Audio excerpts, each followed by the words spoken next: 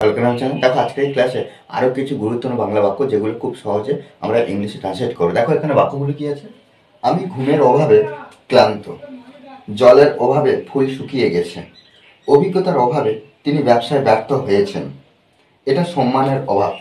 দেখো এখানে এই যে বাক্যগুলো আমরা একটা জিনিস কমন দেখতে পাচ্ছি কি না, অভাবে। এই ধরনের কথা, এই ধরনের এক্সপ্রেশন আমরা কিন্তু অনবরত ব্যবহার করি বাংলাতে।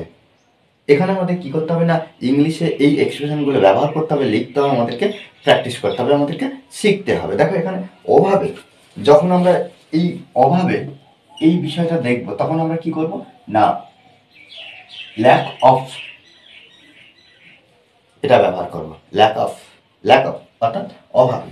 দেখো পুরো বাক্যের গঠনটা কি হবে, আমি ঘুমের অভাবে ক্লান্ত। তাহলে সুন্দর করে আমরা ধাপে ধাপে এগুলো ট্রান্সলেট করার চেষ্টা করব। যদি আমরা বুঝতে পারি তাহলে খুব সহজভাবে এই ধরনের যত বাক্য আসবে তখন আমরা ট্রান্সলেট করতে পারবো, ইংলিশে বলতে পারবো। আমি ঘুমের অভাবে ক্লান্ত, তাহলে এখানে সাবজেক্টটা আগে আনতে হবে। আমি ক্লান্ত, সাবজেক্ট এটা ভার্ব, সাবজেক্ট এটা ভার্ব। আমি ক্লান্ত, I am tired, I am tired, আমি ক্লান্ত। কিসের, এবার এখানে এবার আমরা দেখতে পাচ্ছি যে কিসের অভাবে, কিসের অভাবে, ঘুমের অভাবে। আমরা প্রত্যেকবারে একটা জিনিস লক্ষ্য রাখবো, এই যে ঘুমের অভাবে, অভাবটা কিসের হচ্ছে, যেটার অভাব হচ্ছে সেটা কিন্তু আমরা লাস্ট নিয়ে যাব। এই যে র থাকার জন্য কি করব, এই শব্দটা কি করব না, এই শব্দটা এখানে আসবে আর এই শব্দটা এখানে আসবে।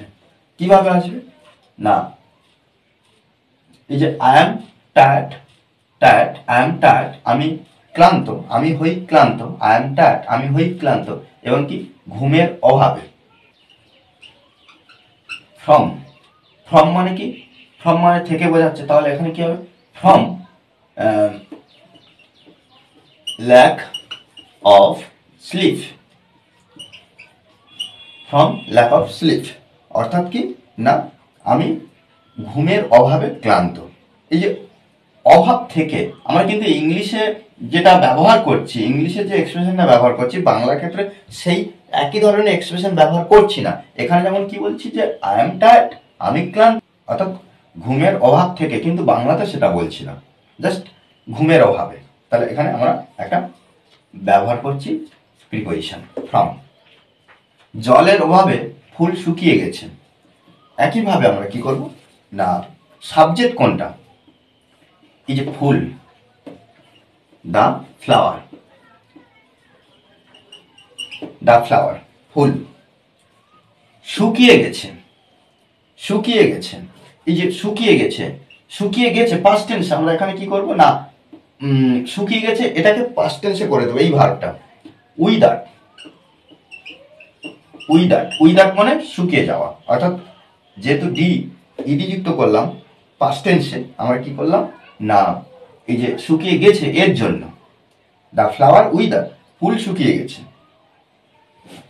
জলের অভাবে, একইভাবে অভাবটা আগে আসবে তারপর জল যাবে, তার জন্য আমরা একটা প্রিপোজিশন ব্যবহার করব, এখানে ফর ব্যবহার করব, ফর মানে জন্য, জলের অভাবের জন্য।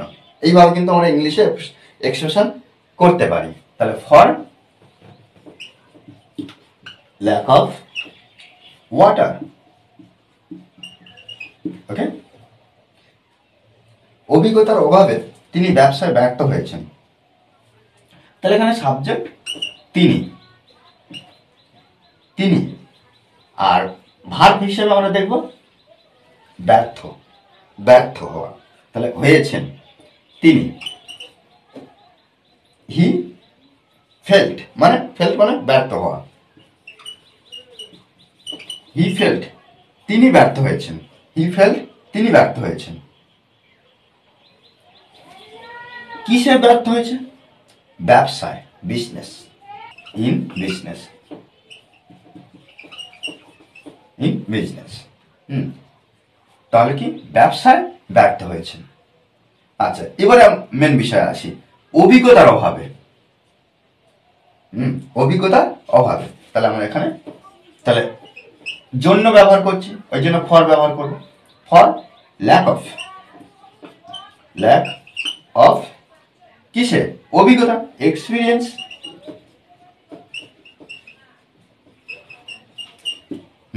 এক্সপিরিয়েন্স। তাহলে কি? হি ফেল, তিনি ব্যর্থ হয়েছেন in business for lack of experience. এটা সম্মানের অভাব, এটা সম্মানের অভাব। তাহলে এখানে আমরা it is a lack of সম্মান, রেসপেক্ট।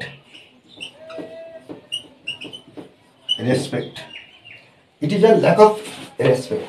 এটা রেসপেক্ট মানে কি? সম্মান। তাহলে সম্মানের অভাব, র আছে এখানে। অফ থাকার জন্য আমরা প্রত্যেকবারে কি করছি না র। আমরা অফ ও এর প্রিপোজিশনের ক্ষেত্রে ব্যবহার কি জানি? র বা এর। আর পুরোটা এমনিতেই আমরা কি যে এই যে ঘুমের অভাবে, ওই জন্য প্রত্যেকবারে কি করছি? অভাব আগে যাচ্ছি, ঘুমের পরে যাচ্ছে। জলের অভাবে অভাবটা আগে আসছে, জল পরে যাচ্ছে। অভিজ্ঞতার অভাবে অভাবটা আগে আসছে, অভিজ্ঞতা পরে যাচ্ছে। এইভাবে সুন্দরভাবে আমাদেরকে বুঝে ট্রান্সলেট করতে হবে, আমাদেরকে বুঝতে হবে। শুধু মুখস্থ করলে কিছু হবে না, আমরা যদি অনবরত প্র্যাকটিস করি তবে সুন্দরভাবে সেই বিষয়গুলো বুঝতে পারবো। ওকে, আর এই ক্লাসটি যদি ভালো লাগে অবশ্যই লাইক, কমেন্ট, শেয়ার। আর যারা এখনো পর্যন্ত এই চ্যানেলটি সাবস্ক্রাইব করেনি তারা অবশ্যই চ্যানেলটি সাবস্ক্রাইব করে পাশে থাকবেন। Okay, thanks for watching this video.